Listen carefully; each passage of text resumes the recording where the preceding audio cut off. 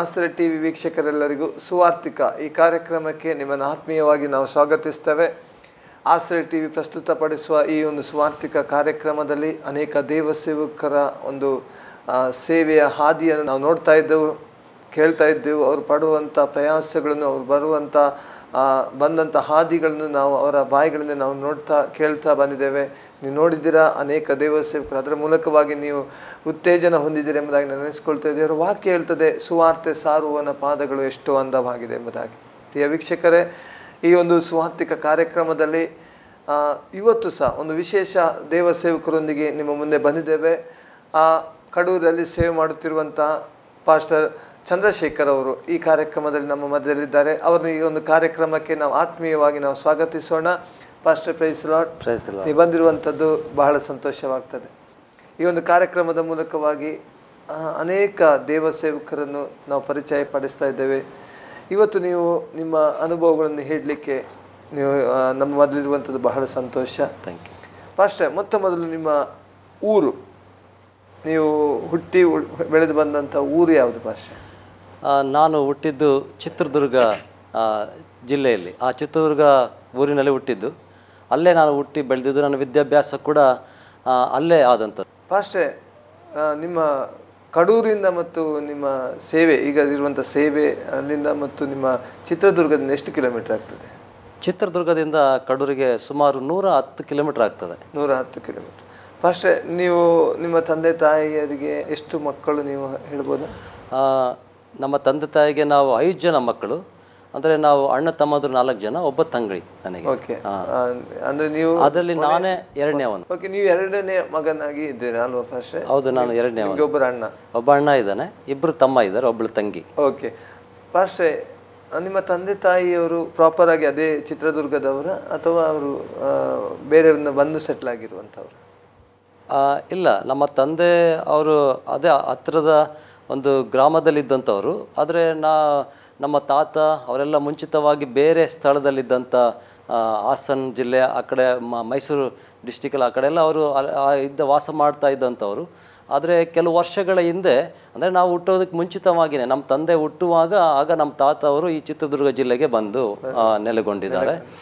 ಆ ಸಂದರ್ಭದಲ್ಲಿ ಅವರು ಮತ್ತು ನಮ್ಮ ತಾತ ಅವರು ಗ್ರಾಮದಲ್ಲೇ ಇದ್ದರು, ನಾವೆಲ್ಲ ಈ ಚಿತ್ರದುರ್ಗದಲ್ಲೇ ಇದ್ದು ಹುಟ್ಟಿ ಬೆಳೆದದ್ದಾಗಿದೆ. ಓಕೆ. ಪಾಸ್ಟರ್, ಈಗ ನೀವು ಅಲ್ಲಿ ಬಂದು ತಂದೆಯವರು ಅಥವಾ ತಂದೆ ನಿಮ್ಮ ತಾತಂದಿರು ಬಂದು ಸೆಟ್ಲಾಗಿ, ನೀವು ತಂದೆ ಏನು ಕೆಲಸ ಮಾಡ್ತಿದ್ರು ಮುಖ್ಯವಾಗಿ ಅವರ ಉದ್ಯೋಗ? ಅಂದರೆ ನಮ್ಮ ತಂದೆ ಮತ್ತು ನಮ್ಮ ತಾತ ಅವರೆಲ್ಲರೂ ಕೂಡ ಈ ಸರಾಯಿ ಈ ಮಾರುವಂಥದ್ದು, ಈ ಮರದಿಂದ ಅದನ್ನು ತೆಗೆದು ಮಾರುವಂಥ ಒಂದು ತೆಂಗು ಮರ ಅಲ್ಲ, ಸರಾಯಿ ತೆಗಿತಾರಲ್ಲ ಒಂದು ಹಳ್ಳಿ ಮರ ಅಂತ, ಅದರಿಂದ ತೆಗೆದು ಅವರು ಮಾರ್ತಾ ಇದ್ರು. ಅವರು ಹಾಗೆ ಆ ಕಸುಬಲ್ಲಿ ಇದ್ದಂಥ. ಸೊ ತಂದೆ ತಾಯಿ, ನಿಮ್ಮ ಆರ್ಥಿಕ ಪರಿಸ್ಥಿತಿ, ನೀವು ಅಥವಾ ನಿಮ್ಮ ತಂದೆ ತಾಯಿ ಆರ್ಥಿಕ ಪರಿಸ್ಥಿತಿ ಹೇಗಿತ್ತು? ಅಂದರೆ ನಮ್ಮ ತಾತ ಅವರೆಲ್ಲ ಮಾಡ್ತಾಯಿದ್ರು ಆ ರೀತಿಯಲ್ಲಿ. ಆದರೆ ಅವರು ಈ ಕಡೆ ಚಿತ್ರದುರ್ಗ ಕಡೆ ಬಂದಾಗ ಅವರು ಲ್ಯಾಂಡ್ ತೊಗೊಂಡು, ತೋಟಗಳೆಲ್ಲ ತೊಗೊಂಡು, ಸುಮಾರು ಆಗಲೇ 20 ಎಕರೆ ನಮಗೆ ತೋಟ ಇತ್ತು. ಆವಾಗ ನಮಗೆ ಅದೆಲ್ಲ ಏನು ಗೊತ್ತಿಲ್ಲ. ಅಂದರೆ ಮೊದಲು ಮಾಡ್ತಾ ಇದ್ದವರು, ಅದ ನಂತರ ಅವರು ಅದನ್ನು ತೆಗಿತಿಲ್ಲ. ಅದು ಇದ್ದಂಥದ್ದನ್ನೇ ಅವರು ಸರ್ಕಾರ ಮಾಡಿರುವಂಥ ಒಂದು ಸರಾಯಿ ಇದರಲ್ಲೇ ಅವ್ರು ಮಾರ್ತಾಯಿದ್ರು ಅಷ್ಟೇ. ಅದಕ್ಕೆ ಮುಂಚೆ ಅವರು ಹೊರಗಡೆ ಎಲ್ಲ ತೆಗೆದು ಮಾರ್ತಾಯಿದ್ರು. ಆದರೆ ಅದಕ್ಕೆ ನಂತರ, ಅಂದರೆ ನಮ್ಮ ತಂದೆ ಹುಟ್ಟಿದ ಸಮಯಗಳಲ್ಲಿ ಅವರು ಅವಾಗಲೇ ಅದನ್ನೆಲ್ಲ ಬಿಟ್ಟಿದ್ರು ಅವರು. ಸೊ ಆದರೆ ಅವರು ಅದನ್ನೆಲ್ಲ ಬಿಟ್ಟಾಗಿ ಅವರು ನಮ್ಮ ತಾತ ಅವರೆಲ್ಲ ತೋಟ ಮತ್ತು ಮಾಡಿಕೊಂಡು ಹಳ್ಳಿಯೆಲ್ಲ ಇದ್ದರು ಅವರು. ಓಕೆ. ನಮ್ಮ ತಂದೆ ನಾವು ಈಗ ಚಿತ್ರದುರ್ಗ ಜಿಲ್ಲೆ ಇದರಲ್ಲೇ ಇದ್ಕೊಂಡು ಇದು ಮಾಡ್ತಾಯಿದ್ವಿ. ಅಂದರೆ ನಿಮ್ಮ ಚಿತ್ರದುರ್ಗದಲ್ಲಿ ನಿಮಗೆ ಸ್ವಂತದ ಭೂಮಿ ಇತ್ತು? ಚಿತ್ರದುರ್ಗ ಒಂದು ಗ್ರಾಮದಲ್ಲಿ ಆ ಕಡೆ ಪಕ್ಕದಲ್ಲಿ ನಮಗೆ ಈ ಸ್ವಂತ ಭೂಮಿ ಇತ್ತು. ಹಾಗೆ ನಮ್ಮ ಒಂದು ಕೆಲವು ವೆಹಿಕಲ್ಸ್ ಕೂಡ ಇತ್ತು ಸ್ವಂತ. ನಮ್ಮ ತಂದೆ ಆ ವೆಹಿಕಲ್ಸ್ ಕೂಡ ನೋಡ್ಕೊಳ್ತಾ ಇದ್ರು. ಲಾರಿ ಇತ್ತು, ಮತ್ತು ಒಂದು ಆಟೋ ಕೂಡ, ಆ ರೀತಿಯ ವೆಹಿಕಲಿಂದ ಇದು ಮಾಡ್ತಾ ಇದ್ರು. ನಿಮ್ಮ ಹುಟ್ಟುವ ಮುಂಚಿನ ತಂದೆ ಆರ್ಥಿಕ ಪರಿಸ್ಥಿತಿ ಸದೃಢವಾಗಿ ಒಂದು ಸಾಧಾರಣ ಮಟ್ಟಿಗೆ ಇದ್ದ ಹಾಗೆ? ನಾವು ಹುಟ್ಟೋಕೆ ಮುಂಚಿತವಾಗಿ, ಹುಟ್ಟಿದ ಮುಂಚಿತವಾಗಿಂದ ಸ್ವಲ್ಪ ನಾವು ಒಂದು ಮಿಡ್ಲ್ ಕ್ಲಾಸ್ ಇದರಲ್ಲಿ ಇದ್ದಂಥ ರೀತಿಯಲ್ಲಿ ನಾವು ಸಾಧಾರಣವಾಗಿ ಇರುವಂಥವಾಗಿತ್ತು. ಫಸ್ಟ್ ನೀವು ಹುಟ್ಟಿದ ನಂತರ ನಿಮ್ಮ ಎಜುಕೇಷನ್ ಬಗ್ಗೆ ಅಥವಾ ಬಾಲ್ಯದಲ್ಲಿ ಎಜುಕೇಷನ್ ಬಗ್ಗೆ ನೀವು ಹೇಳ್ಬೋದಾ? ಫಸ್ಟ್ ಹೇಗೆ, ಎಲ್ಲಿವರೆಗೆ ನೀವು ಮಾಡಿದರೆ ಹೇಗೆ? ಅದೇ, ನಾನು ಬಾಲ್ಯದಲ್ಲಿ ಅಂದರೆ ಅಲ್ಲಿ ಚಿತ್ರದುರ್ಗದ ಒಂದು ಸೆಂಟ್ ಜೋಸೆಫ್ ಕಾನ್ವೆಂಟ್ ಆ ಒಂದು ಸ್ಕೂಲಲ್ಲಿ 7ನೇ ಕ್ಲಾಸ್ವರೆಗೂ ನಾನು ಅಲ್ಲಿ ಓದಿದ್ದೆ. ನಂತರ ನಾನು ಹೈಸ್ಕೂಲು ಬೇರೆ ಚಿನ್ಮಲಾದ್ರಿ ಅಂತೇಳಿ ಚಿತ್ರದುರ್ಗದ ಒಂದು ಹೈಸ್ಕೂಲಲ್ಲಿ ಕಡೆ ನಾನು ಓದಿದೆ. ನಂತರ ನಾನು PUC ಸೈನ್ಸ್ ಕಾಲೇಜಲ್ಲಿ ಅಲ್ಲಿ ನಾನು ಇದು ಮಾಡಿದೆ. ನಂತರ ನಾನು ಬೇರೆ ನಂತರ ಇದು ಮಾಡಿಕೊಂಡು ನಾನು ಅದೇ ಡಿಗ್ರಿ ಕೂಡ ಅಲ್ಲಿಗೆ ಸೈನ್ಸ್ ಕಾಲೇಜಲ್ಲೇ ಮಾಡಿದೆ. ಅಂದರೆ ಕಂಪ್ಲೀಟ್ ಮಾಡಲಿಲ್ಲ ನಾನು. ನೀವು ಈಗ ಕಲಿಯುವಂಥ ಸಣ್ಣ ಬಾಲ್ಯದಲ್ಲಿ ನಿಮಗೆ ನೆನಪಿರುವಂಥದ್ದು ನೀವು ತಂದೆ ತಾಯಿಗೆ ಒಂದು ಭಯಭಕ್ತಿ ಇತ್ತ ಅಥವಾ ನಿಮ್ಮೊಂದು ಈಗ ಒಂದು ರೂಢಾಗಿ ಜೀವಿಸುವಂತಹ ಆ ರೀತಿಯಾಗಿತ್ತ ನಿಮ್ಮ ಜೀವಿತ? ಇಲ್ಲ, ಅಂದರೆ ನಮ್ಮ ತಂದೆ ತಾಯಿಗೆ ನಾವು ಭಯ ಪಡ್ತಾ ಇದ್ದೆವು. ಅಂದರೆ ಆ ತಂದೆ ತಾಯಿಗೆ ವಿಧೇಯನಾಗಿ ಕೂಡ ನಡ್ಕೊಳ್ತಾ ಇರುವಂಥ ಒಂದು ಜೀವಿತವೇ ಇತ್ತು ಆ ಸಮಯಗಳಲ್ಲೆಲ್ಲ. ಈಗಲೂ ಕೂಡ ಅವಾಗಲಿಂದನೂ ಕೂಡ ಅದೇ ರೀತಿಯಲ್ಲಿ ನಾವು ನಡೆದಂಥವರಾಗಿದ್ದು. ನಿಜವಾಗಿ ಒಂದು ಆ ಒಂದು ಭಯಭಕ್ತಿ ಅಂತದ್ದು ಅದು ಅಟ್ಮಾಸ್ಫಿಯರ್, ತಂದೆ ಮನೆಯಲ್ಲಿರುವಂಥ ಅಟ್ಮಾಸ್ಫಿಯರ್ಗೆ ಅದು ನಮಗೆ ಗೊತ್ತಾಗ್ತದೆ. ಅಂದರೆ ಭಯಭಕ್ತಿ ಕಲಿಸುವಂಥದ್ದು ನಮಗೆ ಮೊದಲೇ ಹೇಳ್ತದೆ, ತಾಯಿಯೇ ಮೊದಲ ಪಾಠಶಾಲೆ ಎಂಬುದಾಗಿ ಅಲ್ವಾ? ಅದರಿಂದ ನಿಮಗೆ ಆ ಒಂದು ಭಯಭಕ್ತಿಯಲ್ಲಿ ನಡಿಬೇಕೆಂಬಂಥ ಒಂದು ಭಯ ಅಥವಾ ಒಂದು ಕೃಪೆ ದೇವರು ಆಗ ನಿಮಗೆ ಕೊಟ್ಟಿದ್ದು ಆ ಸಮಯಗಳಲ್ಲೇ. ಅಂದರೆ ನಮ್ಮ ಮನೆ ವಾತಾವರಣ ಅದೇ ರೀತಿ ನಾವು ನಮ್ಮ ತಂದೆಯನ್ನು ತಂದೆ ತಾಯಿಗಳನ್ನ ಗೌರವಿಸ್ತಾ ಇದ್ದು. ಹೇಳಬೇಕಾದ್ರೆ ನಮ್ಮ ತಂದೆ ಎದುರಿಗೆ ನಿಂತ್ಕೊಂಡು ಮಾತಾಡಲಿಕ್ಕೆ ಆಗದೆ ಇರುವಂಥ ಆ ರೀತಿಯಲ್ಲಿ ನಾವು ಅವರನ್ನು ಇದು ಮಾಡ್ತಾ, ಅಂದರೆ ಬೇರೆ ವಿಷಯಗಳಿದ್ದರೆ ಮಾತಾಡ್ತಾ ಇಲ್ಲ, ಅಂದರೆ ಸಾಮಾನ್ಯ ಇರ್ತಾ ಇದ್ವಿ. ಹಾಗೆ ಸಂತೋಷವಾಗಿ ಇದ್ದು. ಆದರೆ ಅವರ ಒಂದು ವಿಷಯದಲ್ಲಿ ನಾವು ಭಯಭಕ್ತಿ ಉಳ್ಳವರಾಗಿ ನಡ್ಕೊಳ್ತಾ ಇದ್ವಿ. ಖಂಡಿತ. ಫಸ್ಟ್ ನಿಮ್ಮ ಎಜುಕೇಷನ್ ಈಗ ಕಲಿಯೋದ್ರಲ್ಲಿ ನೀವು ಹೇಗೆ ಉತ್ತಮವಾಗಿ ಕಲಿತಿದ್ದೀರಾ ಅಥವಾ ಹೇಗಿತ್ತು ನಿಮ್ಮ ಎಜುಕೇಷನ್? ಅಂದರೆ ಸಾಮಾನ್ಯವಾಗಿತ್ತು. ಅಂದರೆ ಹೇಗೆ ಅಂದರೆ ನಾನು ಓದ್ತಾ ಇದ್ದೆ. ಆದರೆ ಏನಾದರೆ ನಾನು ಮಧ್ಯದಲ್ಲಿ ಹೈಸ್ಕೂಲಲ್ಲಿ ಬರುವಾಗ ನಾನು ಸ್ಪೋರ್ಟ್ಸಲ್ಲಿ ಜಾಯ್ನ್ ಆದ ಕಾರಣ ನಾನು ಯಾವಾಗಲೂ ಬೆಳಗ್ಗೆ ಸಾಯಂಕಾಲ ಒಂದು ಸ್ಪೋರ್ಟ್ಸು ಮತ್ತು ಮಧ್ಯದಲ್ಲಿ ಕೂಡ ಬೇರೆ ಇದರಿಂದ ನಾನು ಹೆಚ್ಚಾಗಿ ಗಮನ ಕೊಡಲಿಕ್ಕೆ ಆಗಲಿಲ್ಲ ವಿದ್ಯಾಭ್ಯಾಸಕ್ಕೆ. ಇಲ್ಲಾದಾಗ ಹೋಗಿದ್ದರೆ ನಾನು ಡಿಗ್ರಿ ಕಂಪ್ಲೀಟ್ ಮಾಡಲಿಕ್ಕೆ ಸಾಧ್ಯವಾಗ್ತಾ ಇತ್ತು. ಸೊ ಹೈಸ್ಕೂಲ್ ಸಮಯದಿಂದಲೂ ಕೂಡ ನಾನು ಕಂಟಿನ್ಯೂಸ್ ಆಗಿ ಆ ಸ್ಪೋರ್ಟ್ಸಲ್ಲಿ ಇನ್ವಾಲ್ವ್ ಆದದಿಂದ ನಾನು ಒಬ್ಬ ಅಥ್ಲೀಟ್ ಆಗಿದೆ. ಸೊ ಹಾಗಾಗಿ ಬೆಳಗ್ಗೆ ಸಾಯಂಕಾಲ ಯಾವಾಗಲೂ ಅಲ್ಲೇ ಒಂದು ನಾನು ಪ್ರಾಕ್ಟೀಸ್ ಇದರಲ್ಲಿ ನಾನು ಇದ್ದ ಕಾರಣ ಹಾಗಾಗಿ ಎಜುಕೇಷನ್ಗೆ ಅಷ್ಟು ನಾನು ಒತ್ತು ಕೊಡಲಿಕ್ಕಾಗಲಿಲ್ಲ. ಅದಕ್ಕೆ ಮುಂಚಿತವಾಗಿ ನಾನು ಎಜುಕೇಷನಲ್ಲಿದ್ದೆ. ಆದರೆ ನಾನು ಹೈಸ್ಕೂಲಲ್ಲಿ ಯಾವಾಗ ನಾನು ಸ್ಪೋರ್ಟ್ಸಿಗೆ ಬಂದನೋ ಅದಕ್ಕೆ ಹೆಚ್ಚಾಗಿ ಒತ್ತು ಕೊಟ್ಟದಿಂದ ನಾನು ಎಜುಕೇಷನ್ ಹೆಚ್ಚಾಗಿ ನಾನು ಮುಂದುವರಿಸಲಿಕ್ಕೆ ಆಗಲಿಲ್ಲ. ಅದೊಂದು ಕಾರಣ ಕೂಡ ಆಗಿದೆ. ಖಂಡಿತ. ಅಂದರೆ ನಿಮಗೆ ಅಂದರೆ ಅದರಲ್ಲಿ ನೀವು ಯಾವುದಾದ್ರು ಸ್ಪೋರ್ಟ್ಸಲ್ಲಿ ನೀವು ಹೊರಗಡೆ ಭಾಗವಹಿಸಿದಂಥ ಯಾವುದು ನಿದರ್ಶನಗಳಿದೆ ಫಸ್ಟ್? ಅಂದರೆ ಆ ಸಮಯದಲ್ಲಿ ನಾನು ಪ್ರಾಕ್ಟೀಸ್ ಮಾಡ್ತಾ ಇದ್ದೆವು. ಅಲ್ಲಿ ಡಿಸ್ಟ್ರಿಕ್ಟ್ ಲೆವೆಲ್, ಸ್ಟೇಟ್ ಲೆವೆಲ್ ಕೂಡವರೆಗೂ ನಾವು ಹೋಗ್ತಾ ಇದ್ದೆ. ಅಂದರೆ ಅಲ್ಲಿ ನಮ್ಮ ಇರುವಂಥ ಸ್ಥಳದಲ್ಲಿ ಯಾರು ನಮಗೆ ಕೋಚ್ ಮಾಡಿದೆ ಅಂತ ಆದರೆ ಶ್ರಮಪಟ್ಟು ಮಾಡ್ತಾಯಿದ್ದು. ಆದರೆ ಲಾಸ್ಟ್ ಮೊಮೆಂಟಲ್ಲಿ ಆವಾಗ ಕೋಚ್ ಕೂಡ ಬಂದಾಗ ನಾವು ಸ್ವಲ್ಪ ಮುಂದೆ ಹೋಗುವಷ್ಟರ ಸಮಯಗಳಲ್ಲಿ ಆ ದೇವ್ರು ನನ್ನ ರಕ್ಷಣೆ ಮಾಡಿದ್ದು. ನಾನು ಅದನ್ನು ಬಿಟ್ಟು ಬರಬೇಕಾಯ್ತು. ಇಲ್ಲ ಆ ಮುಂದೆ ಹೊರೆಯುವಂಥ ಸಮಯದಲ್ಲಿ ಸೊ ನಾನು ರಕ್ಷಣೆ ಬರುವಾಗ ನಾನು ಅದನ್ನು ತೊರೆದು ಬರಬೇಕಾಯಿತು. ಓಕೆ. ಫಸ್ಟೇ ಈ ರಕ್ಷಣೆ ಹಾದಿಯ ಮುಂಚೆ ನೀವು ಈ ಅಥ್ಲೆಟಿಕಲ್ಲಿ ಅಥವಾ ಈ ಸ್ಪೋರ್ಟ್ಸ್ಗಳಲ್ಲಿ ನೀವು ಹೆಚ್ಚಿನ ಒತ್ತು ಕೊಡ್ತಾ ಇದ್ದೀರಿ.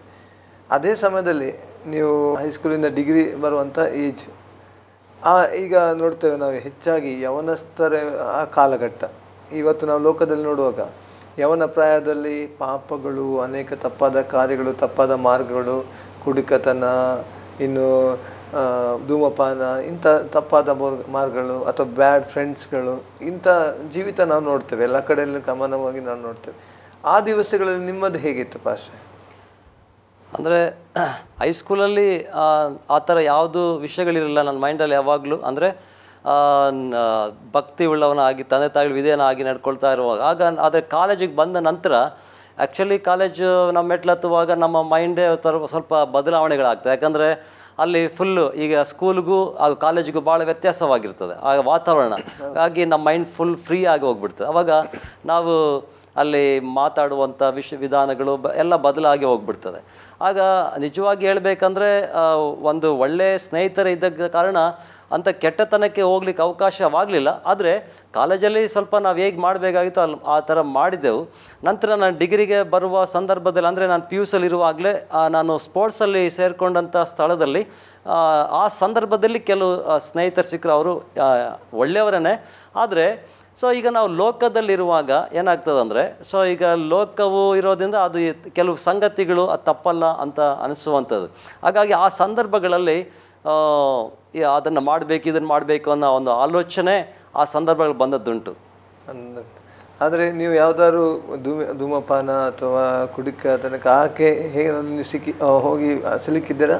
ಅಂದರೆ ಆ ಥರ ಯಾವುದು ಸಿಲ್ಕೊಳ್ಳಿಲ್ಲ. ಜಸ್ಟು ಅದೇ ಮದುವೆ ಸಂದರ್ಭಗಳಲ್ಲಿ ಬರುವಾಗ, ಅಂದರೆ ಮೊದಲನೇದಾಗಿ ಹೇಗೆಂದರೆ ನನಗೆ ಒಬ್ಬ ಕ್ರೈಸ್ತ ಸ್ನೇಹಿತರು ಇದ್ದ ಕಾರಣ ನಾವು ಅವರ ಕ್ರಿಸ್ಮಸ್ಗೆ ಅಂದರೆ ಅವರು ಇನ್ವೈಟ್ ಮಾಡಿದಾಗ, ನಾನಿನ್ನು ರಕ್ಷಣೆಗೆ ಬರೋಕ್ಕೆ ಮುಂಚೆನೇ ಅವರು ನನ್ನನ್ನು ಇನ್ವೈಟ್ ಮಾಡಿದಾಗ ಅವರ ಮನೆಯಲ್ಲಿ ಕ್ರಿಸ್ಮಸ್ಸಲ್ಲಿ ಅವರು ಗೋವಾದಿಂದ ಅದು ಪೆನ್ನಿ ಅಂತ ಹೇಳಿ ಏನೋ ಇದು ಕೊಟ್ಟರು. ಇದು ತೊಂದರೆ ಇಲ್ಲ, ತೊಗೊಳ್ಬೋದು ಹಾಗಂತ. ಅಂದರೆ ನನಗೆ ಮೊದಲೇ ಒಂದು ಏನಂದರೆ ಆಸಕ್ತಿ, ನನಗೆಲ್ಲ ಮಾಡಬೇಕು ಅನ್ನೋ ಒಂದು ಆಸಕ್ತಿ ಇದ್ದ ಕಾರಣ ಸೊ ಇದು ಟೇಸ್ಟ್ ಮಾಡೋದ್ರಿಂದ ತಪ್ಪೇನಿದೆ. ಯಾಕಂದರೆ ಬೀರ್ ತೊಗೊಳೋದ್ರಿಂದ ಅದು ನಿಶೆ ಆಗೋದಿಲ್ಲ ಅನ್ನೋ ಏನೋ ಇರ್ತದೆ, ಅದು ತಪ್ಪಲ್ಲ ಅನ್ನೋ ಒಂದು ಆಲೋಚನೆಯಿಂದ ಅದು ತೊಗೊಳ್ಳೋದ್ರಿಂದ ಏನಾಗ್ತದೆ ಅಂತ ನಾನು ಕೂಡ ಅವರು ಕೇಳುವಾಗ ನಾನು ಅದನ್ನು ತೊಗೊಂಡೆ. ಬಟ್ ಭಾಳ ಕಷ್ಟ ಆಯಿತು ನನಗೆ ಅದನ್ನು ತೊಗೊಳ್ಳುವಾಗ, ಅದನ್ನು ಭಾಳನೇ ಕಷ್ಟಕರವಾಯಿತು. ಅದು ಆ ಟೈಮಲ್ಲಿ ಮೊದಲನೇ ಬಾರಿ ಅದನ್ನು ತೊಗೊಂಡೆ. ಆದರೆ ನಂತರ ಆ ರೀತಿಯಾಗಿ ಕೆಲವು ಸಮಯಗಳಲ್ಲಿ ಮದುವೆ, ಫ್ರೆಂಡ್ಸ್ ಸರ್ಕಲಲ್ಲಿ ಆ ಮದುವೆಗಳು ಆ ಥರ ಬರುವಾಗ ಆ ಥರ ಬೀರ್ ತೆಗೆದುಕೊಳ್ಬೇಕು ಅಂತ ಆ ಸಂದರ್ಭಗಳು ಬರುವಾಗ ತೊಗೊಂಡಿದ್ದುಂಟು.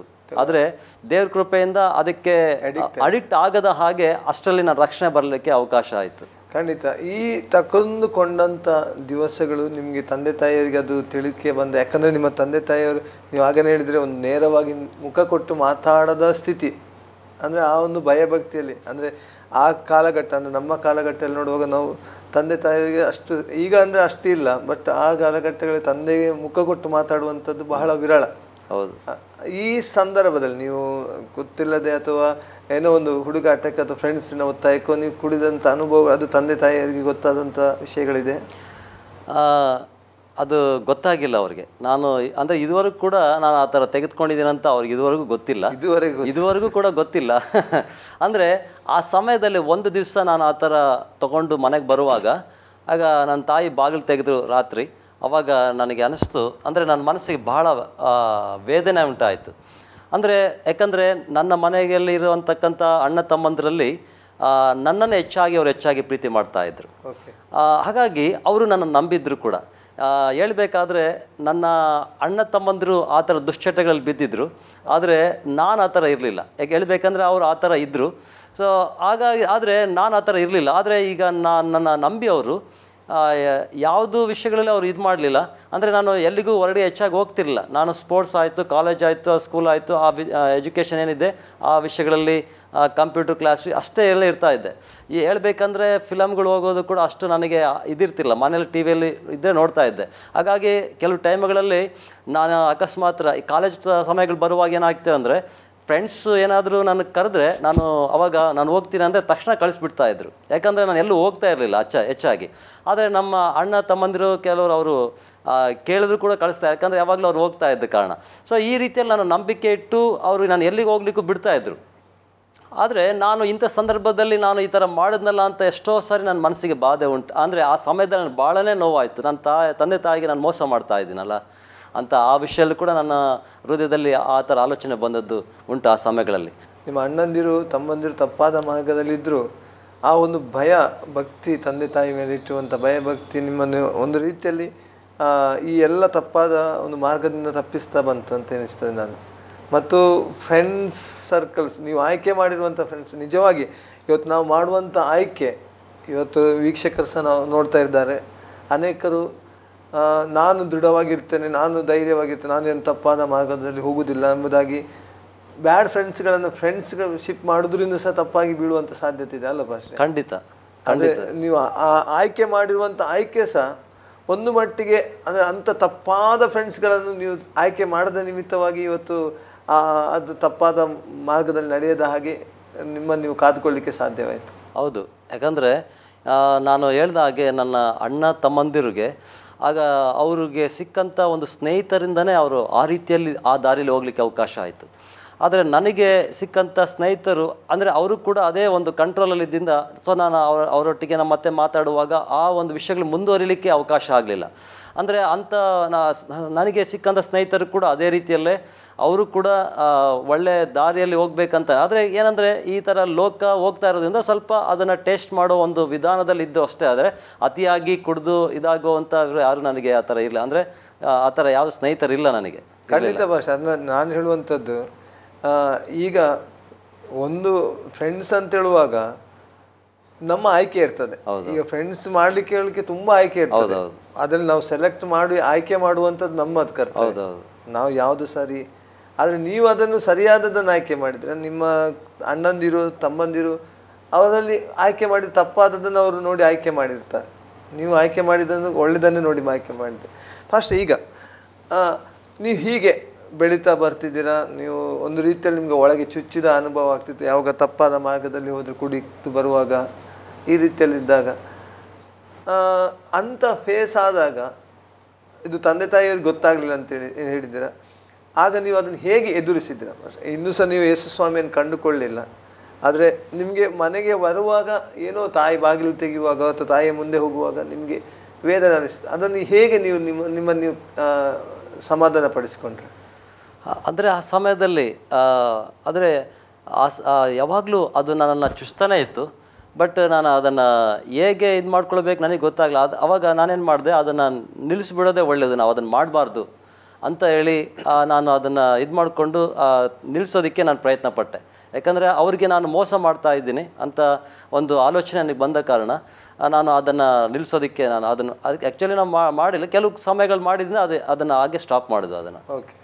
ಆದರೆ ನಿಮಗೆ ಆ ಸಂದರ್ಭದಲ್ಲಿ ಪ್ರಯತ್ನ ಮಾಡಿದರೂ ಸಹ ನೀವು ಕೆಲವೊಂದು ಸಂದರ್ಭ ಬರುವಾಗ ನೀವು ಅದರಲ್ಲಿ ಬೀಳಬೇಕಾದಂಥ ಸಾಧ್ಯತೆ ಇತ್ತಲ್ಲ ಭಾಷೆ? ಅಂದರೆ ಈಗ ಪ್ರೋಗ್ರಾಮ್ ಹೇಳಿದ್ದೀರಾ ಅಥವಾ ಮದುವೆ ಫಂಕ್ಷನ್ ಅಂತ ಒಂದು ಬಂದಾಗ ನೀವು ಆವಾಗ ಮಾಡಿರ್ತೀರ ಅಲ್ವಾ?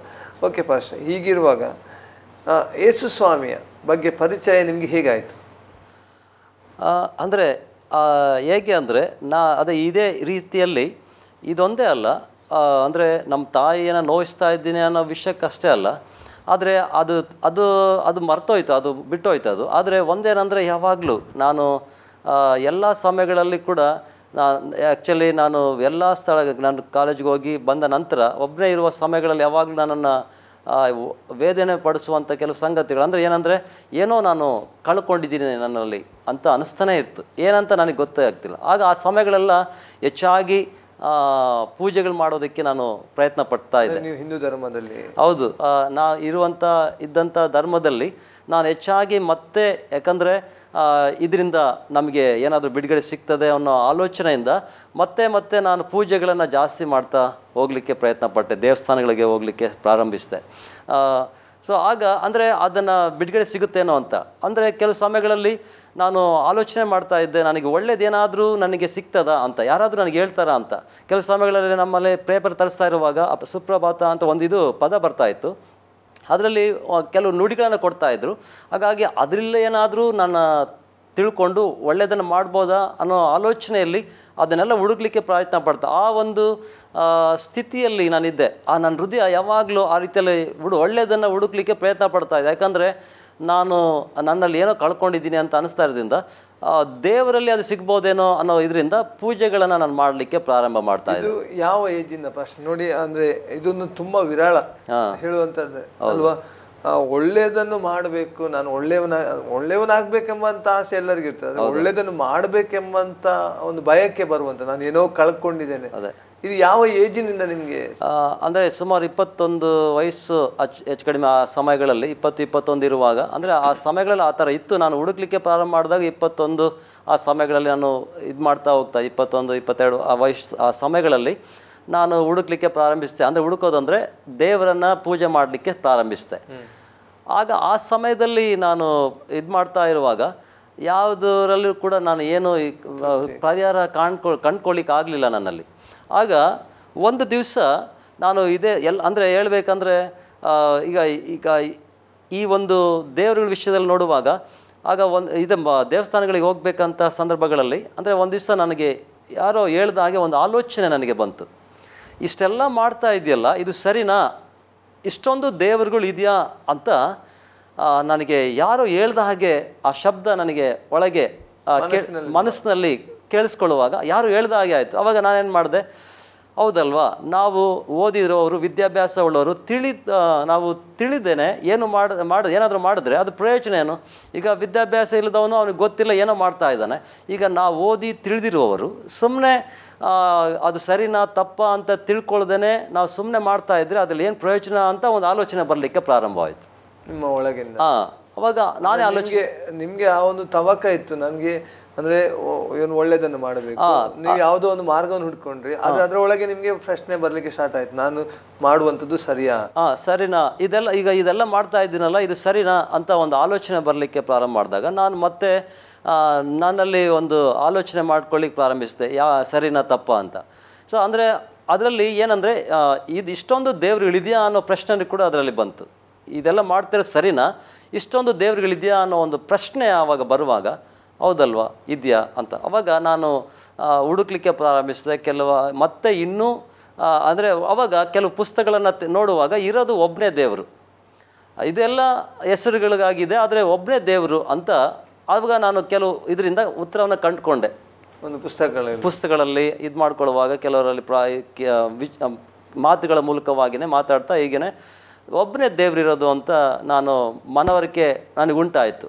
ಅಂದರೆ ನಿಮ್ಮ ಮುಖ್ಯ ಉದ್ದೇಶ, ನೀವು ಮಾತಾಡುವಾಗ ಸಹ ನೀವು ಅವರ ಬಾಯಿಂದ ಕೇಳುವಂತ ನಿಮ್ಗೆ ಆನ್ಸರ್ ಬೇಕಿತ್ತು ಅಲ್ವಾ? ಸಹ ಹುಡುಕ್ತಾ ಇದ್ದೀರಾ. ಹೌದೌದು. ಒಂದು ಪುಸ್ತಕದಲ್ಲಿ ಆದ್ರೆ ಸಹ ಅಥವಾ ಯಾರ ಹತ್ರ ಮಾತಾಡುವಾಗ ಸಹ ಆ ಒಂದು ನಿಮ್ಗೆ ನಿಮ್ಮ ಒಳಗಿನ ಆಂತರ್ಯ ಪ್ರಶ್ನೆಗೆ ಉತ್ತರ ನೀವು ಹುಡುಕುವಂತ ಪ್ರಯತ್ನ ಮಾಡ್ತಾ ಇದ್ದೀರಾ. ಹೌದು, ಪ್ರಯತ್ನದಲ್ಲೇ ಇದ್ದೆ ನಾನು ಆ ಸಮಯಗಳಲ್ಲಿ.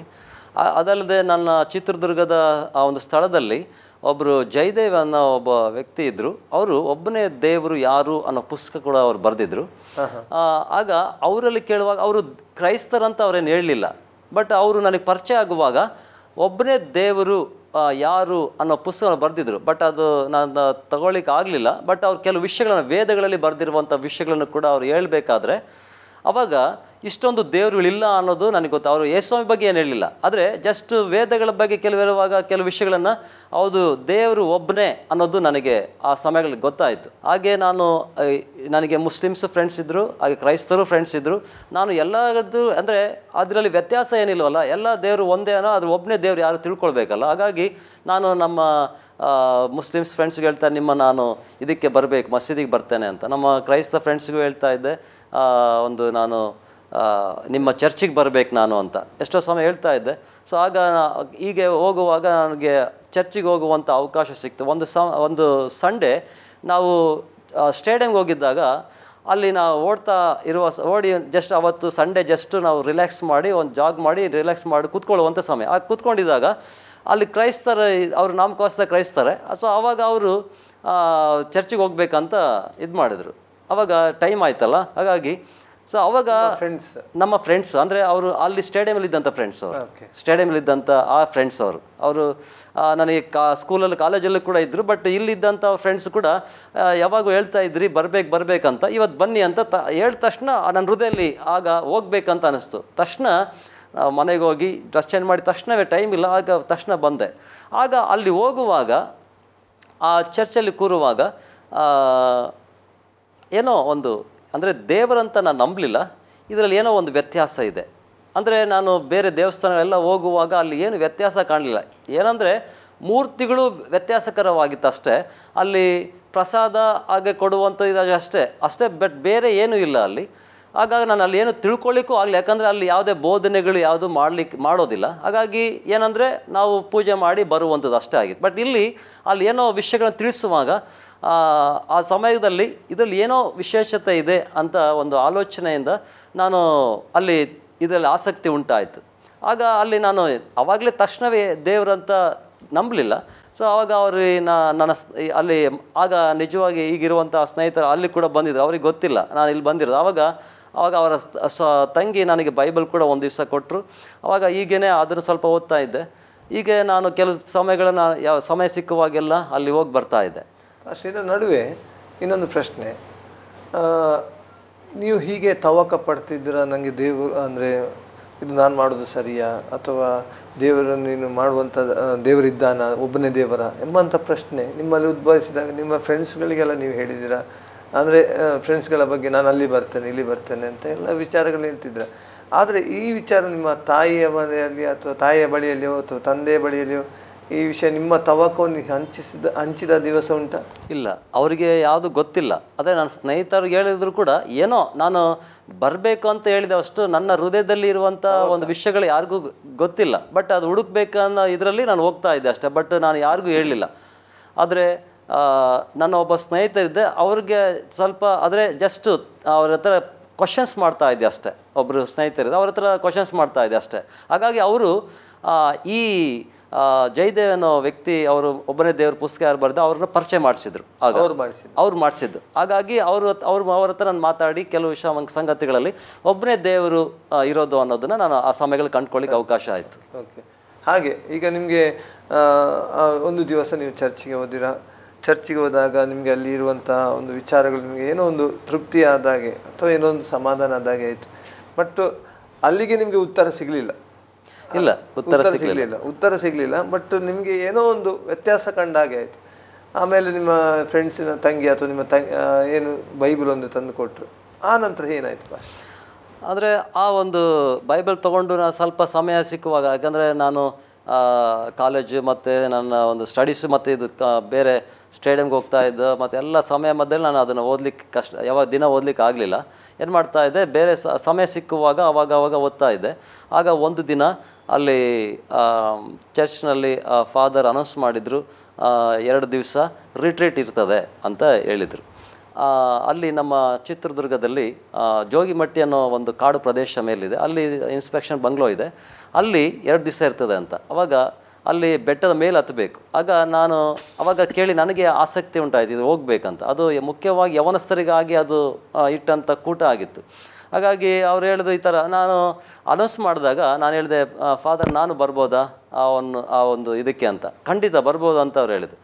ಆಗ ಆ ಸ್ಥಳಕ್ಕೆ ನಾನು ನಮ್ಮ ತಂದೆ ತಾಯಿ ಕೂಡ ಇಲ್ಲಿಗೆ ಹೀಗೆ ಹೋಗ್ತಾ ಇದ್ದೀನಿ ಅಂತ ಹೇಳ್ಬಿಟ್ಟು, ಅಂದರೆ ನಾನು ಚರ್ಚಿಗೆ ಹೋಗೋದು ಅವ್ರಿಗೆ ಗೊತ್ತಾಯಿತು. ಅಂದರೆ ನಾನು ಹೇಳ್ಬಿಟ್ಟೆ ಹೋಗಿದ್ದೆ. ಅಂದರೆ ಜಸ್ಟ್ ಅವ್ರು ಏನೋ ಹೋಗ್ತಾರೆ ಅಂತ, ಯಾವಾಗಲೂ ಒಂದು ಸರಿ ಹೋಗ್ತಾ ಇದ್ದೆಲ್ಲ ಹೋಗ್ತಾರೆ ಅಂತ ಅವ್ರು ಸುಮ್ಮನೆ ಆಗಿದೆ ಅಷ್ಟೇ.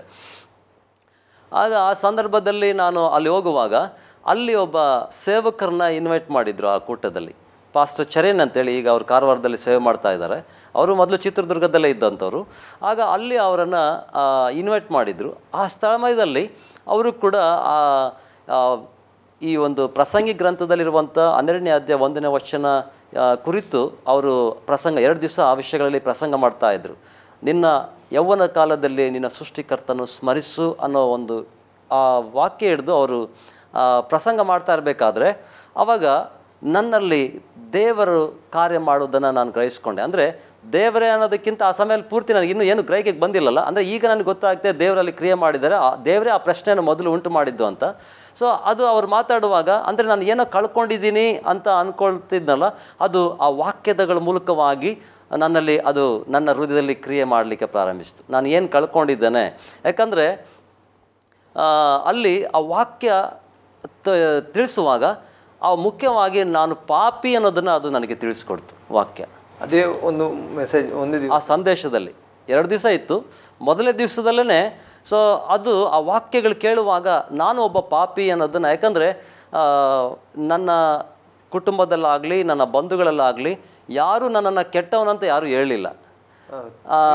ಅಂತ ಕೆಟ್ಟ ಮಾರ್ಗದಲ್ಲಿ ಇದ್ದವರಲ್ಲ. ಹಾಗಾಗಿ ಯಾರು ಕೆಟ್ಟವನಂತ ಹೇಳಲಿಲ್ಲ. ನಾನೊಬ್ಬ ಯಾಕಂದರೆ ಇನ್ನೂ ನನ್ನ ಅಂದರೆ ನಮ್ಮ ಅಣ್ಣ ತಮ್ಮಂದಿರ ವಿಷಯದಲ್ಲಿ ಮಾತಾಡಿದ್ದುಂಟು, ಆದರೆ ನನ್ನ ವಿಷಯದಲ್ಲಿ ಯಾರು ಮಾತಾಡಿದ್ದಿಲ್ಲ ಆ ರೀತಿಯ. ಹಾಗಾಗಿ ಅದೊಂದು ಕೂಡ ನನ್ನ ಮನಸ್ಸಲ್ಲಿತ್ತು. ನಾನು ಯಾವುದೋ ತಪ್ಪು ಮಾಡ್ತಾ ಇರ್ಬೋದೇನೋ, ಅಥವಾ ಅಂದರೆ ಅದು ಕೂಡ ತಪ್ಪು ಅಂತ ಆಲೋಚನೆ ಬಂದಿಲ್ಲ, ಏನೋ ಕಳ್ಕೊಂಡಿದ್ದೀನಿ ಅನ್ನೋ ಮನೋಭಾವನೆ ಇತ್ತು. ಆದರೆ ಯಾವಾಗ ಆ ವಾಕ್ಯಗಳು ಕೇಳುವಾಗ ಅಂದರೆ ನಾನು ಒಬ್ಬ ಪಾಪಿ ಅನ್ನೋದು ನನ್ನ ಅರಿವಿಕೆಗೆ ಬಂತು. ಅಂದರೆ ಆ ಪಾಪವನ್ನು ಯೇಸು ಸ್ವಾಮಿಯೇ ಬಿಡುಗಡೆ ಮಾಡ್ತಾರೆ. ಆ ಬಿಡುಗಡೆ ಮಾಡೋದಕ್ಕೋಸ್ಕರವಾಗಿಯೇ ಈ ಲೋಕಕ್ಕೆ ಬಂದು ನನಗೋಸ್ಕರ ಯೇಸು ಸ್ವಾಮಿ ಹಿಂಸೆ ಅನುಭವಿಸಿದ್ದಾರೆ, ತನ್ನ ಜೀವ ಕೊಟ್ಟಿದ್ದಾರೆ. ಅವರು ಸತ್ತು ಉಣಲ್ಪಟ್ಟು ಮತ್ತೆ ಜೀವಂತವಾಗಿದ್ದು ಯೇಸು ಸ್ವಾಮಿ ಈಗಲೂ ಇದ್ದಾರೆ ಅನ್ನುವಾಗ ಆಗ ಈ ಯೇಸುಸ್ವಾಮಿಯ ಮೂಲಕವಾಗಿ ನನ್ನ ಪಾಪಗಳ ಪರಿಹಾರ. ಈಗ ನಾನು ಬಿಡುಗಡೆ ಹೊಂದ್ಕೊಳ್ಬೇಕು, ಈ ಒಂದು ವಿಷಯಗಳಿಂದ ನಾನು ದೂರ ಬರಬೇಕು, ಹೊರ ಬರಬೇಕು, ನಾನು ಒಳ್ಳೆಯವನಾಗಿರಬೇಕು ಅನ್ನೋ ಒಂದು ವಿಷಯಗಳು ಹುಡುಕ್ತಾ ಇರುವಂಥ ವಿಷಯಗಳಲ್ಲಿ ಈಗ ನಾನು ಕೇಳುವಾಗ ನನ್ನ ಹೃದಯದಲ್ಲಿ ಒಂದು ದೃಢತೆ ಉಂಟಾಯಿತು. ಖಂಡಿತ ನಾನು ಯೇಸುಸ್ವಾಮಿಯಲ್ಲಿ ಪ್ರಾರ್ಥನೆ ಮಾಡಿದ್ರೆ ನನಗೆ ಖಂಡಿತ ಕೊಡ್ತಾರೆ ಅನ್ನೋ ಒಂದು ಆ ಸಮಯಗಳು ನನಗೆ ಹೇಗೋ ನಂಬಿಕೆ ಬರಲಿಕ್ಕೆ ಪ್ರಾರಂಭಿಸಿತು. ಆಗ ಯೇಸುಸ್ವಾಮಿಯ ನಿಜವಾದ ದೇವರು ಅನ್ನೋದನ್ನು ಅಲ್ಲಿ ಆ ವಾಕ್ಯಗಳು ನನಗೆ ಪ್ರಕಟಪಡಿಸಿತು. ಆಗ ನಿಜವಾಗಿ ನಾನು ಆ ಸಮಯಗಳಲ್ಲಿ ನಂತರ 2ನೇ ದಿವಸದಲ್ಲಿ ಬರುವಾಗ ನಾನು ಬೆಳಗ್ಗೆನೇ ಹೋಗಿ ಆ ಒಂದು ಸ್ಥಳದಲ್ಲಿ, ಅದು ಕಾಡು ಪ್ರದೇಶ, ಒಂದು ಸ್ಥಳದಲ್ಲಿ ಆ ಮರದ ಸ್ಥಳದಲ್ಲಿ ನಾನು ಮೊಣಕಾಲೂರಿ ಅವರು ಹೇಳಿದ ವಿಷಯಗಳು ನೆನಪಿಸ್ಕೊಳ್ತಾ, ಹೌದು ಯೇಸುಸ್ವಾಮಿ ನನಗೋಸ್ಕರ ಪಾಪ ಕೊಟ್ಟಿದ್ದೀರಲ್ಲ ಸ್ವಾಮಿ, ನಾನು ಕ್ಷಮಿಸ್ತೀರಾ, ನಾನು ಪಾಪ ಮಾಡಿದ್ದೀನಲ್ಲ, ಕುಡ್ದಿದ್ದೇನೆ, ನಮ್ಮ ತಂದೆ ತಾಯಿಗೆ ಮೋಸ ಮಾಡಿದ್ದೇನೆ. ಈಗ ಅವ್ರು ಹೇಳ್ತಿರುವಂಥ ವಿಷಯಗಳು, ಈಗ ಕೆಟ್ಟದ್ದನ್ನೆಲ್ಲ ನೋಡ್ತೇವೆ ಅದೆಲ್ಲ ಯವನಸ್ಥರ ವಿಷಯಗಳು ಅವ್ರು ಹೇಳುವಾಗ ಹೌದು ಅದೆಲ್ಲ ನಡೆದಿದೆ, ಹಾಗಾಗಿಯೇ ನನ್ನ ಜೀವಿತದಲ್ಲಿ ಪಾಪ ಅನ್ನೋದು ಇದೆ ಅನ್ನುವಾಗ ಅಲ್ಲಿ ನಾನು ಒಪ್ಕೊಳ್ತಾ, ಸ್ವಾಮಿ ನಾನು ಒಬ್ಬ ಪಾಪಿನೇ, ನನ್ನನ್ನು ಕ್ಷಮಿಸ್ರಿ, ನಿಮ್ಮ ರಕ್ತ ಅಂತ ತೊಳೆದು ಶುದ್ಧಿಪಡಿಸ್ರಿ ಅಂತ ಅಲ್ಲಿ ಮೊಣಕಾಲು ಹಾಕಿ ನನ್ನ ಕಣ್ಣೀರಿಂದ ಪ್ರಾರ್ಥಿಸ್ತಿರುವಾಗ ನನ್ನಲ್ಲಿ ಇರುವಂಥ ಏನೋ ಒಂದು ಭಾರ ಇದು ಕಡಿಮೆ ಪೂರ್ತಿ ಹೋದ ಹಾಗೆ ನನ್ನಲ್ಲಿ ದೊಡ್ಡ ಒಂದು ಸಮಾಧಾನ ನನ್ನ ಹೃದಯದಲ್ಲಿ ನಾನು ಆವಾಗ ಕಾಣಲಿಕ್ಕೆ ಸಾಧ್ಯವಾಯಿತು. ಆಗ ಆ ಸಮಯದಲ್ಲಿ ನನಗೇನೋ ಒಂದು ಪೂರ್ತಿ ಬದಲಾವಣೆ. ಹೇಗೆಂದರೆ ನಾನು ಆ ಒಂದು ಗುಡ್ಡದಿಂದ ಕೆಳಗೆ ಇಳಿಬೇಕಾದ್ರೆ ಎಲ್ಲರೂ ಏನೋ ಒಂದು ಹೊಸ ಒಂದು ಪ್ರಪಂಚಕ್ಕೆ ನಾನು ಹೋಗ್ತಾ ಇದ್ದೀನಿ ಅನ್ನೋ ಒಂದು ಆಲೋಚನೆ ನನಗೆ ಆಲೋಚನೆ ಅಲ್ಲ, ಅದು ನಿಜವಾದ ಸ್ಥಿತಿನೇ. ಅದು ಹೇಗೆ ಆರ್ತದೋ ನನ್ನ ಜೀವಿತ ಆಗಿತ್ತು. ಯಾಕಂದರೆ ಯೌವನದಲ್ಲಿ ಈ ಲೋಕದಲ್ಲಿ ಸಂತೋಷ ಪಡುವಂಥ ಸಮಯ, ಆದರೆ ಅಲ್ಲಿ ಇರದೇ ಇರುವಂಥದ್ದು ಇಲ್ಲಿ ಸಿಕ್ಕಿದೆ ಅನ್ನುವಾಗ ಅದು ವ್ಯತ್ಯಾಸವಾಗಿರುವಾಗ ಮಾತ್ರವೇ ಅದು ಗೊತ್ತಾಗ್ಬಿಡು. ಆ ವ್ಯತ್ಯಾಸ ನಮಗೆ ಗೊತ್ತಾಯಿತು ಅವಾಗ. ಅಂದರೆ ಅಲ್ಲಿ ನಿಜವಾದಂಥ ಒಂದು ಸಂತೋಷ ದೇವರಲ್ಲಿದೆ ಅನ್ನೋದು ನಾನು ಅನುಭವಿಸಿದೆ, ತಿಳ್ಕೊಂಡಿದ್ದಷ್ಟೇ, ಅದು ಅನುಭವಿಸಿದೆ. ಹಾಗಾಗಿ ಆ ಸಮಯದಲ್ಲಿ ನಾನು ಯೇಸುವನ್ನು ಅಂಗೀಕಾರ ಮಾಡಿಕೊಂಡು, ಅಂದರೆ ಆ ಕೂಟದಲ್ಲಿ, ಅಂದರೆ ಆ ಒಂದು ಕೂಟ 2ನೇ ದಿವಸ ನೀವು ದೇವರಿಗೆ ನಿಮ್ಮನ್ನು ಒಪ್ಪಿಸಿಕೊಟ್ಟು ಸ್ವಂತ ರಕ್ಷಕನಾಗಿ ನಾನು ಸ್ವೀಕರಿಸಿ ಆವತ್ತಿನಿಂದ ಇಲ್ಲಿವರೆಗೂ ನಾನು ಆತನ ಹಿಂಬಾಲಿಸ್ತಾ ಇದ್ದೇನೆ. ಖಂಡಿತ ಪಾಸ್ಟರ್. ಪ್ರಿಯ ವೀಕ್ಷಕರೇ, ನಿಮ್ಗೊಂದು ಹೇಳಲಿಕ್ಕೆ ನಾನು ಬಯಸ್ತೇನೆ. ನಿಜವಾಗಿ ಪಾಸ್ಟರ್ ಬಗ್ಗೆ ನಾವು ಕೇಳಿದೆವು, ಸೇವಕರ ಬಗ್ಗೆ ನಾವು ಕೇಳಿದೆವು. ಅವರು ಯವನ ಪ್ರಾಯದಲ್ಲಿ ಒಂದು ತವಕ ಉಂಟಾಯಿತು, ನಾನು ಒಳ್ಳೆಯದನ್ನು ಮಾಡಬೇಕು ಮತ್ತು ಆ ರೀತಿಯ ಒಂದು ಮಾರ್ಗವನ್ನು ಹುಡುಕ್ತಾ ಹೋದರು. ಅವರು ಹಾಗೆ ಹೋಗುವಾಗ ಯೇಸು ಸ್ವಾಮಿಯ ಬಗ್ಗೆ ತಿಳ್ಕೊಳ್ಳಿಕ್ಕೆ ಸಾಧ್ಯವಾಯಿತು. ಯೇಸು ಸ್ವಾಮಿಯ ಬಲೆಗೆ ಬಂದಾಗ ಅವ್ರು ಹೇಳಿದರು, ಜನಗಳೆಲ್ಲ ಅವರು ಒಳ್ಳೆಯವರೆಂಬುದಾಗಿ ಹೇಳ್ತಾ ಇದ್ರು, ತಪ್ಪಾದ ಮಾರ್ಗದಲ್ಲಿ ಇರಲಿಲ್ಲ, ಎಲ್ಲೋ ಒಂದು ತಪ್ಪಿ ಕುಡಿದ ಅನುಭವ ಬಿಟ್ಟರೆ ಬೇರೆ ಯಾವ ಒಂದು ಮಾರ್ಗ ತಪ್ಪಾದದಿರಲಿಲ್ಲ. ತಂದೆ ತಾಯಿಗೆ ಭಯಭಕ್ತಿಯ ಜೀವಿತ, ಯವನ ಪ್ರಾಯದಲ್ಲಿರುವಂಥ ಯಾವುದೇ ತಪ್ಪಾದ ಮಾರ್ಗ ಇರಲಿಲ್ಲ. ಅವರ ಬಂಧುಗಳಾಗಲಿ ಫ್ರೆಂಡ್ಸ್ಗಳಾಗಲಿ ಯಾವತ್ತೂ ಇವನು ಕೆಟ್ಟವನೆಂಬಂಥ ಪದ ಇರಲಿಲ್ಲ. ಆದರೆ ಯೇಸುಸ್ವಾಮಿಯ ಬಳಿಗೆ ಬಂದಾಗ ಅವರ ಹೃದಯದ ಆಂತರ್ಯ ಅವರಿಗೆ ಹೇಳಲಿಕ್ಕೆ ಪ್ರಾರಂಭವಾಯಿತು, ಏನಂತ, ನಾನು ಪಾಪಿ ಎಂಬುದಾಗಿ. ಪ್ರಿಯ ವೀಕ್ಷಕರೇ, ನಾವು ಒಳ್ಳೆಯ ಕಾರ್ಯಗಳನ್ನು ಮಾಡೋದರಿಂದ ನಾವು ನೀತಿವಂತರೆಂಬುದಾಗಿ ಕರೆಯಲ್ಪಡೋದಿಲ್ಲ. ನಮ್ಮ ಒಳಗಿರುವಂಥ ಪಾಪವು ನಮ್ಮನ್ನು ಬಿಟ್ಟು ಹೋಗುವಾಗ, ನಮ್ಮ ಜೀವಿತನು ದೇವರು ಬದಲಾಯಿಸುವುದಾದರೆ ಮಾತ್ರ ನಾವು ನೀತಿವಂತರೆಂಬುದಾಗಿ ಅಥವಾ ಒಳ್ಳೆಯವರೆಂಬುದಾಗಿ ದೇವರ ಮೂಲಕವಾಗಿ ಕರೆಯಲ್ಪಡಲಿಕ್ಕೆ ಸಾಧ್ಯ ಉಂಟು. ಪ್ರಿಯ ವೀಕ್ಷಕರೇ, ನೀವು ಸಹ ಈ ಒಂದು ಪ್ರಶ್ನೆಗಳಲ್ಲಿ ನೀವು ಜೀವಿಸ್ತಾ ಇರ್ಬೋದು. ನಾನು ಒಳ್ಳೆ ಮಾಡ್ತಾ ಇದ್ದೀನಿ, ಆದರೆ ಒಂದು ಒಳಗೆ ನಿಮಗೆ ಪ್ರಶ್ನೆಗಳಿರ್ಬೋದು. ನಾನು ಎಲ್ಲೋ ತಪ್ಪಿದ್ದೇನೆ, ಎಲ್ಲೋ ನಾನು ಬಿದ್ದು ಹೋದ ಅನುಭವದಲ್ಲಿದ್ದೇನೆ. ಇವರು ಹೇಳುವಂಥ ಸಾಕ್ಷಿ ಮೂಲಕವಾಗಿ ಖಂಡಿತವಾಗಿ ಹೇಳಲಿಕ್ಕೆ ಬಯಸ್ತೇನೆ, ಯೇಸು ಸ್ವಾಮಿ ನಿಮ್ಮ ಜೀವಿತವನ್ನು ಬದಲಾಯಿಸಲಿಕ್ಕೆ ಶಕ್ತನಾಗಿದ್ದಾನೆ. ಅದು ಮಾತ್ರವಲ್ಲ, ಅವರು ಯಾವಾಗ ಯೇಸು ಸ್ವಾಮಿ ಒಪ್ಪಿಸಿಕೊಟ್ರು, ಅವರ ಜೀವಿತವೇ ಒಂದು ಬದಲಾದ ಒಂದು ಹೊಸ ಪ್ರಪಂಚಕ್ಕೆ, ಹೊಸ ಒಂದು ಅನುಭವಕ್ಕೆ ಹೋದಂಥ, ಎಲ್ಲ ಒಂದು ಭಾರವನ್ನು ಕಳಚಿದಂಥ ಅನುಭವಕ್ಕೆ ಅವರು ಹೋದರು ಎಂಬುದಾಗಿ ಹೇಳಿದರು. ನಿಜವಾಗಿ ಪ್ರಿಯ ವೀಕ್ಷಕರೇ, ಇದು ನಿಜವಾದಂಥ ಅನುಭವ. ಯಾಕಂದರೆ ಒಬ್ಬನು ಕ್ರಿಸ್ತನಲ್ಲಿರುವುದಾದರೆ ಅವನು ನೂತನ ಸೃಷ್ಟಿ, ಹಳೆಯದೆಲ್ಲ ಹೋಯಿತು, ಎಲ್ಲವೂ ನೂತನವಾಯಿತು ಎಂಬುದಾಗಿ ದೇವರ ವಾಕ್ಯದಲ್ಲಿ ಹೇಳಲ್ಪಡ್ತದೆ. ಯಾವಾಗ ಯೇಸು ಕ್ರಿಸ್ತನಿಗೆ ನಮ್ಮ ಜೀವಿತವನ್ನು ಒಪ್ಪಿಸಿಕೊಡುವುದಾದರೆ ಆವತ್ತಿನ ದಿವಸದಲ್ಲಿ ಆತ ನಮ್ಮ ಜೀವಿತವನ್ನೆಲ್ಲ ಬದಲಾಯಿಸಲಿಕ್ಕೆ ಶಕ್ತನಾಗಿದ್ದಾನೆ. ಪ್ರಿಯ ವೀಕ್ಷಕರೇ, ನೀವು ಕೇಳಿದ್ದೀರಾ ಇವರ ಅನುಭವವನ್ನು, ಹೇಗೆ ಯೇಸು ಸ್ವಾಮಿಯನ್ನು ಕಂಡುಕೊಂಡ್ರು. ಒಂದು ಸಣ್ಣ ವಿರಾಮದ ನಂತರ ನಾವು ಬರ್ತಿದ್ದೇವೆ. ತಪ್ಪದೆ ವೀಕ್ಷಿಸಿ. ಇವರ ರಕ್ಷಣೆ ಜೀವಿತದ ನಂತರ ಅನುಭವವನ್ನು ನಾವು ನೋಡಲಿಕ್ಕಿದ್ದೇವೆ.